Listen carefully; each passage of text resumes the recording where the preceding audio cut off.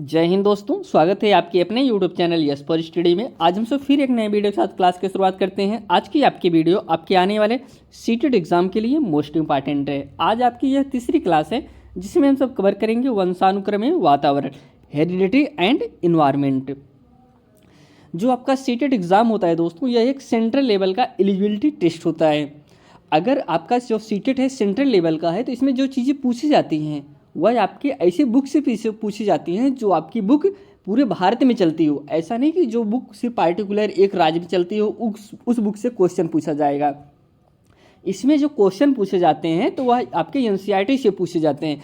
इसलिए यह क्लास जो तैयार किया गया है पूर्णतः एनसीईआरटी के बुक से ही क्लास तैयार किया गया है। जो भी आपके पॉइंट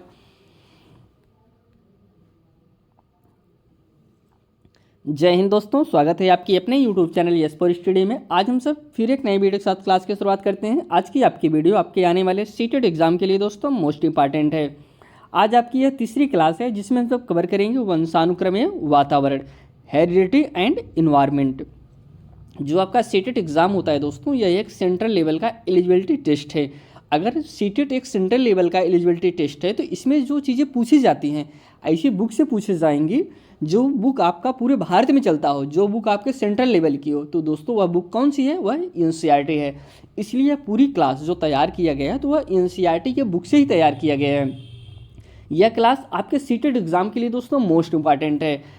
दोस्तों अगर आप इस चैनल पर नए हैं तो चैनल को सब्सक्राइब जरूर कर लीजिए। यहाँ पे आपको सीटेट के कंप्लीट क्लास उपलब्ध कराया जाएगा। साथ में साथ आपके जो प्रीवियस ईयर क्वेश्चन पेपर हुए हैं 2011 से लेकर जनवरी 2024 तक सभी प्रीवियस ईयर क्वेश्चन पेपर यहाँ पे सॉल्व कराए जाते हैं। अगर आपको नोट्स चाहिए तो नोट्स के लिए आप टेलीग्राम चैनल को ज्वाइन कर सकते हैं। उसके लिए आप टेलीग्राम पे सर्च करिए @YesForStudy1 टाइप करेंगे, आपको ग्रुप मिल जाएगा। वहाँ पर आपको सभी नोट्स फ्री में उपलब्ध कराया गया है। आइए हम सब आगे बढ़ते हैं और क्लास की शुरुआत करते हैं। वंशानुक्रम में वातावरण, सबसे पहले हम सब समझेंगे वंशानुक्रम कहते हैं किसे हैं, फिर वातावरण कहते हैं किसे हैं, इसको समझेंगे। कह रहे हैं जो भी अनुवांशिक गुण एक पीढ़ी से दूसरी पीढ़ी में स्थानांतरण होते हैं उसे हम क्या कहते हैं? वंशानुक्रम कहते हैं। कहने का तात्पर्य जो आदमी का गुण होता है जब एक पीढ़ी से दूसरी पीढ़ी में स्थानांतरण होता है इसे हम क्या कहते हैं? वंशानुक्रम कहते हैं। आप यहाँ पे चित्र में देख रहे होंगे, इस चित्र में एक चीज़ नोटिस करिए, ये इसकी मम्मी है, यह उसका बच्चा है। इसकी आँख देखिए ना, जिससे थोड़ा सा भूरा कलर है। जिस तरीके से मम्मी की आँखें हैं उसी तरीके से बच्चे की भी आँखें होती हैं। आपके परिवेश में भी ऐसे लोग दिखते होंगे जो जिस तरीके से पापा रहते हैं उसी तरीके से बेटा भी हो जाता है। कभी कभी आप देखेंगे कि अगर पिताजी बहुत ज़्यादा लंबे नहीं हैं तो बेटा भी बहुत ज़्यादा लंबा नहीं होता। ये चीज़ जो दोस्तों किससे संबंधित है? यह आपका वंशानुक्रम से संबंधित होती हैं। कहते नहीं कि इनके पिताजी जैसे हैं वैसे बेटा भी हुआ, या फिर मम्मी जैसी हुई ऐसा बेटा भी हुआ है या फिर बेटी भी हुआ है। इसके बाद समझते हैं वंशानुक्रम में दोस्तों माता पिता, दादा दादी, नाना नानी आदि का प्रभाव बालक में स्पष्ट रूप से देखा जा सकता है। इसमें दोस्तों माता पिता से गुण आते हैं, दादा दादी से आते हैं और परदादा से भी आते हैं। बीच में आप ऐसा देखेंगे जो परदादा का गुण होगा उनके बच्चे में नहीं होगा, लेकिन जो उनका बच्चा होगा उसमें वो गुण उसमें देखा जाता है। इसलिए कभी कभी परदादा से भी गुण आते हैं और जो नाना नानी आते हैं उनसे भी गुण ट्रांसफ़र होते हैं। जैसे दोस्तों लंबाई, वृद्धि, बुद्धि, रंग, आँख, नाक, कान, ये सब दोस्तों वंशानुक्रम से संबंधित होते हैं। बहुत सारी बीमारियां भी होती हैं दोस्तों जो ट्रांसफ़र हो जाती हैं, उसको भी आप जानते रहिए। इसके बाद हम समझते हैं वातावरण कहते किसे हैं।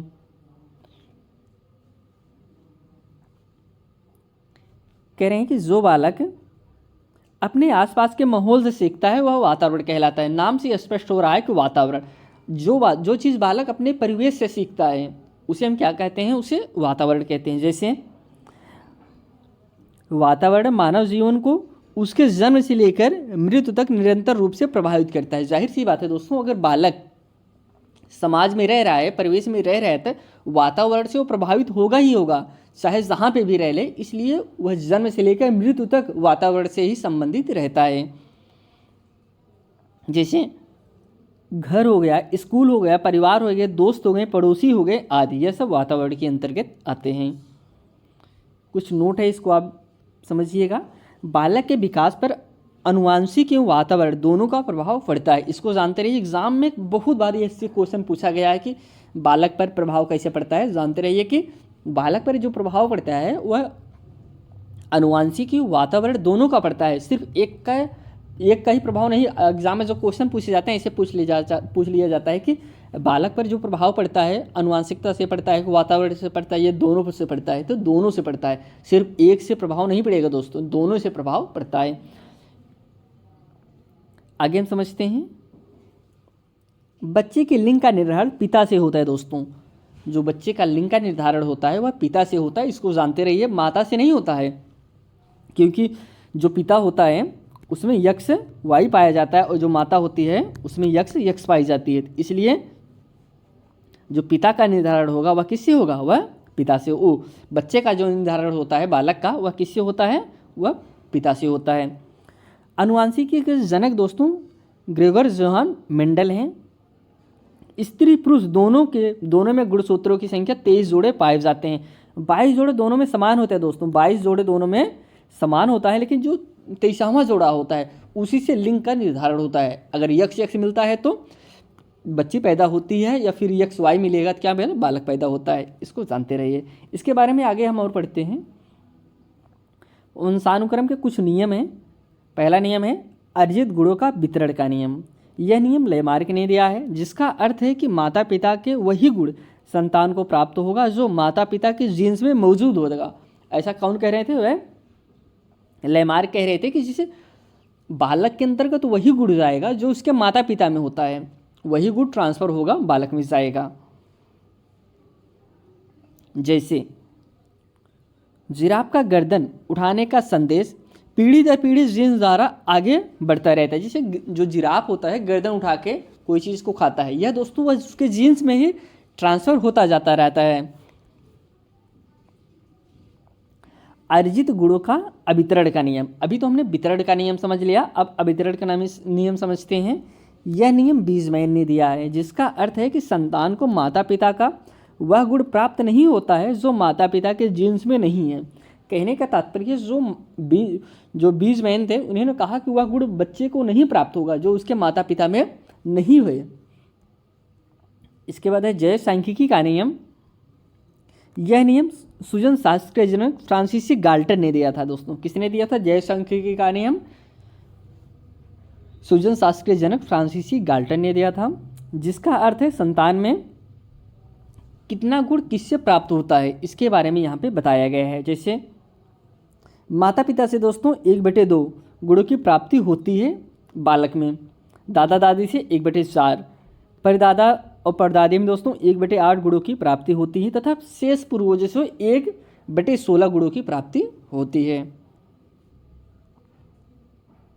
प्रत्यागमन का नियम। यह नियम दोस्तों मेंडल के तीसरे नियम पर आधारित है,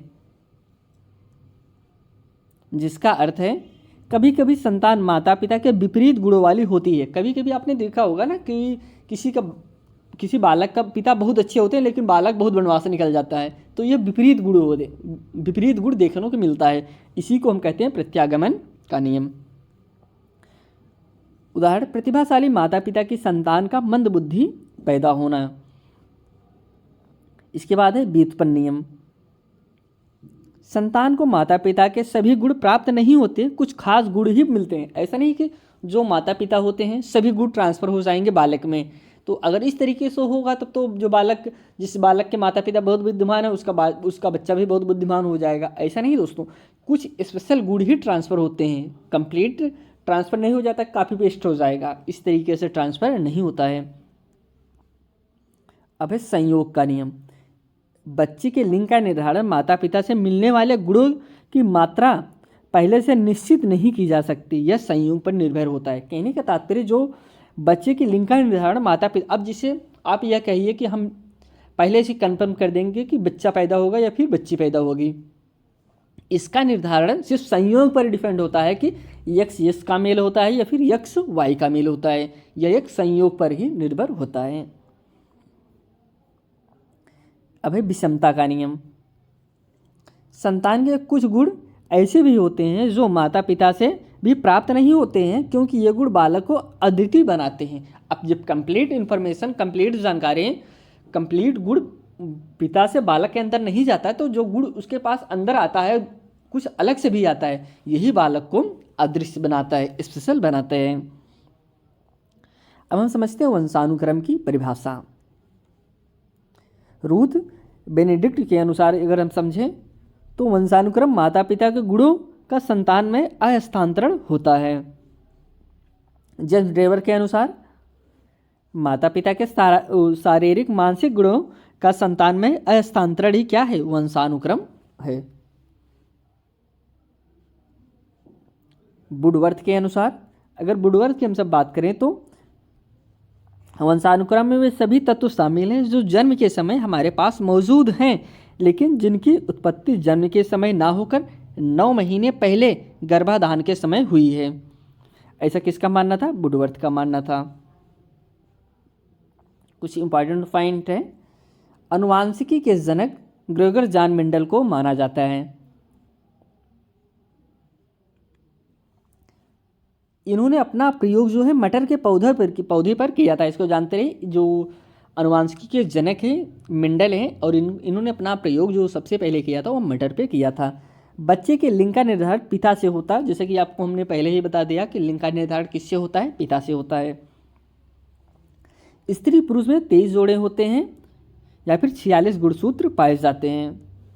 22 जोड़ी दोनों में समान होते हैं, 23वां जोड़ा से लिंग का निर्धारण होता है, इसको जानते रहिए। सेम वही चीज़ कह रहे हैं, 22 जोड़े स्त्री पुरुष में समान होते हैं, 23वां जोड़ा से लिंग का निर्धारण होता है। वातावरण के सिद्धांत, उत्तम जीवता का सिद्धांत। चार्ल्स डार्विन के इस सिद्धांत के अनुसार वातावरण उसी जीव को जीवित रहने देगा जो खुद को वातावरण के अनुरूप ढाल लेंगे। यह उत्तम जीवता का सिद्धांत है। अर्जित गुणों का वितरण का नियम दोस्तों, जिराफ में गर्दन उठाने की आदत का अगली पीढ़ी में जाना वंशानुक्रम पर निर्भर है, लेकिन गर्दन उठाना वातावरण में सीखा जाता है। कहने का तात्पर्य दोस्तों, जो जिराफ है, जिराफ का गर्दन उठाने की आदत तो अनुवांशिकता से संबंधित हो, वंशानुक्रम से संबंधित हो गया, लेकिन गर्दन उठाना वातावरण से सीखा जाता है। कहने का तात्पर्य जो गर्दन उठाने की प्रक्रिया है वह तो उसे वंशानुक्रम से आया है, लेकिन अगर उसे वातावरण न दिया जाए क्या वह तब भी गर्दन उठाएगा? नहीं उठाएगा दोस्तों। इससे उसे खाने की चीज़ ऊपर रखी गई है तो ऊपर अपना गर्दन उठा के पेड़ से तोड़ के खाता है, लेकिन अगर उसे ऐसे माहौल में रखा जाए जहाँ वह गर्दन उठाने का मौका ही ना मिले, हर चीज़ उसे ज़मीन पे मिल जाए, क्या तब भी वह गर्दन उठाएगा? तब नहीं उठाएगा दोस्तों। यही होता है वातावरण में सीखा। डार्विन के सिद्धांत तथा लाइमार का सिद्धांत वातावरण को प्रधान बताता है। वातावरण की परिभाषा समझते हैं। रास के अनुसार वातावरण एक बाहरी शक्ति है जो हमें प्रभावित करती है। जाहिर सी बात है दोस्तों, वातावरण कैसी शक्ति है? वातावरण एक बाहरी शक्ति है, यह इसे हम बाहर से ग्रहण करते हैं। एनी एनास्टेसी के अनुसार जीन्स के अलावा जो कुछ प्रभावित करता है वह वातावरण कहलाता है। कह रहे हैं कि जो चीज़ हमारे जीन्स को प्रभावित करते हैं उसको छोड़कर और जो चीज़ें प्रभावित होती हैं वह सब वातावरण से ही प्रभावित माने जाएंगे। जिस बर्ड के अनुसार जो हमें चारों ओर से घेरे हुए हों तथा प्रत्यक्ष प्रभाव डालता है वह वातावरण कहलाएगा। किसके अनुसार? जिस बर्ड के अनुसार। वुडवर्थ के अनुसार वातावरण में वे सभी बाहरी तत्व आ जाते हैं जिन्होंने जन्म के बाद हमें आकार देने में महत्वपूर्ण भूमिका निभाई है। किसके अनुसार? वुडवर्थ के अनुसार। यहाँ पे आज हम सब दोस्तों वंशानुक्रम एवं वातावरण से संबंधित जो पॉइंट थे उसको कवर किए हैं। इसमें जितने भी पॉइंट बताएं आप एग्जाम के previous year question paper check कर लीजिए, हर एक पॉइंट से क्वेश्चन पूछे गए हैं। हमने सबसे पहले थ्योरी को कवर किया, अब इसके बाद इससे संबंधित इसी पॉइंट से संबंधित जो क्वेश्चन बनते हैं उस क्वेश्चन को भी सॉल्व कर लेंगे तो आपका जो कंसेप्ट है और क्लियर हो जाएगा। दोस्तों अगर आपको वीडियो अच्छा लग रहा है तो चैनल को सब्सक्राइब ज़रूर करिए और अपने दोस्तों के साथ भी शेयर करिए। यहाँ पे आपको सीटेट से संबंधित कंप्लीट वीडियो उपलब्ध कराया जाएगा।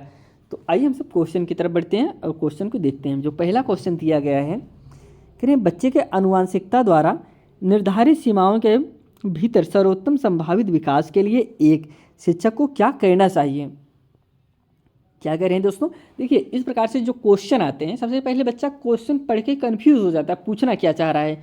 तो इसमें जो क्वेश्चन, सबसे पहले आप क्वेश्चन को बहुत अच्छे से पढ़िए। कह रहे हैं बच्चे के आनुवांशिकता द्वारा निर्धारित सीमाओं के भीतर, आनुवांशिकता द्वारा निर्धारित सीमाओं के भीतर सर्वोत्तम संभावित विकास के लिए एक शिक्षक को क्या करना चाहिए। एक शिक्षक को क्या करना चाहिए, पहला ऑप्शन है उसे बालक के परिवेश में सुधार करना चाहिए।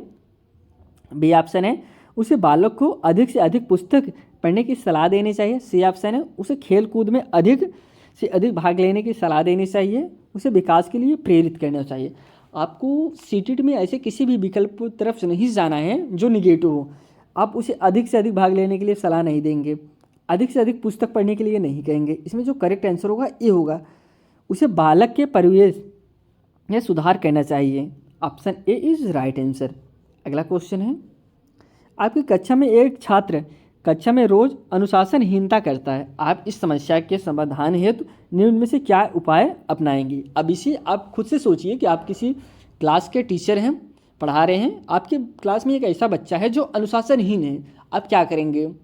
पहला ऑप्शन है उसके वंशानुक्रम तथा वातावरण का पता लगाकर उसका सही दिशा में मार्गदर्शन करेंगे।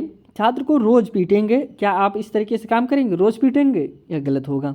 स्कूल से उसका नाम का, अब ये भी ऑप्शन आपका गलत हो जाएगा। ये सब निगेटिव पॉइंट हैं। उसके इलाज के लिए किसी अच्छे मनोचिकित्सक पास ले जाएंगे। क्या आप यह करेंगे, नहीं दोस्तों। आप उसे उसका वंशानुक्रम पता करें, वातावरण पता करें कि इसका माहौल कैसा है, माहौल पता करके उसे सही निर्देश दीजिए। यही option A is correct answer. वंशानुक्रम से अभिप्राय है दोस्तों, वंशानुक्रम से क्या अभिप्राय है। पहला ऑप्शन है शक्तियाँ, गुण व दोष जो गर्भाधान के समय नींव कोष में मिलते हैं। सेकंड ऑप्शन है क्षमता जो बालक अपने पूर्वजों से प्राप्त करते हैं। थर्ड है इसमें शारीरिक व मानसिक शक्ति आ जाती है। लास्ट है उपरोक्त सभी। वंशानुक्रम से प्रभाव जो दोस्तों, ये सभी प्रभाव होते हैं। Option D is right answer. वंशानुगत का निर्धारण होता है दोस्तों जीन्स के द्वारा, क्रोमोसोम्स के द्वारा, न्यूरॉन्स के द्वारा, या फिर सभी दोस्तों। वंशानुक्रम का निर्धारण किससे होता है, यह जीन्स के द्वारा होता है। Option A is correct answer. वंशानुक्रम सिद्धांत के प्रतिपादक हैं दोस्तों, किससे, कौन है, गाल्टन है, विजमैन है, कि मेंडल है, या फिर सोल्डमन है। तो राइट आंसर इसमें मेंडल है। जैसे कि हमने आपको बताया वंशानुक्रम के प्रतिपादक कौन है, मेंडल है। इन्होंने अपना पहला प्रयोग किस पे किया था, मटर पे किया था। आनुवांशिकता को खाली जगह सामाजिक संरचना माना जाता है, गौण माना जाता है, कि गत्यात्मक माना जाता है, स्थिर माना जाता है, कि प्राथमिक माना जाएगा। राइट आंसर इसमें सी हो जाएगा, स्थिर माना जाता है। वंशक्रम संबंधित नियम है दोस्तों, समानता का नियम है, विभिन्नता का नियम है, या फिर प्रत्यागमन का नियम है। राइट आंसर इसका डी होगा दोस्तों, उपरोक्त सभी। ये सभी वंशानुक्रम के संबंधित नियम हैं। माता पिता से वंशजों में स्थानांतरित होने वाले लक्षणों को कहा जाता है। क्या कहा जाता है, पर्यावरण कहा जाता है, जीन्स कहा जाता है, आनुवंशिकता कहा जाता है, या फिर होम्योस्टेसिस कहा जाता है। तो राइट आंसर इसका सी हो जाएगा। जो माता पिता से गुण हमको स्थानांतरित होते हैं उसे क्या कहते हैं, उसे हम आनुवंशिकता कहते हैं। यहाँ पे आज हम सब दोस्तों वंशानुक्रम एवं वातावरण को कवर किए हैं। अगर आप इस चैनल पर नहीं थे, चैनल को सब्सक्राइब जरूर करिए दोस्तों। यह चैनल आपके सीटेट एग्जाम के लिए बहुत ही हेल्पफुल होगा। चलिए अभी क्लास यहीं समाप्त करते हैं। आपसे फिर हम एक नए वीडियो में मिलते हैं दोस्तों। तब तक के लिए दोस्तों धन्यवाद।